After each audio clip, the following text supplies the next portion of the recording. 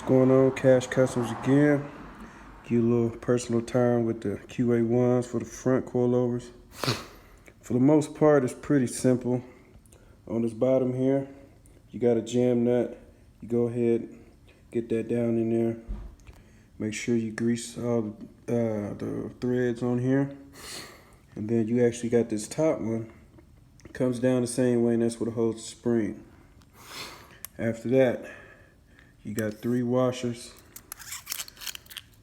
like so. Flat, bearing, flat. They said to leave them dry, so I did. Get them on there flat. And then you put the spring on. So, see if I can mock it up real quick. See, the spring goes on first, like so.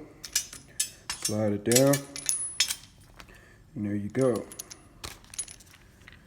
As you can see, when you turn that second from the bottom all the way down, as you move it up, you can adjust the height of the car on the front. Until I get everything, the body back on, I'm gonna just leave it at the bottom. And of course, you got your, for the top, keep the roll nose down. And that's it. 18 position down there. I didn't really need the doubles.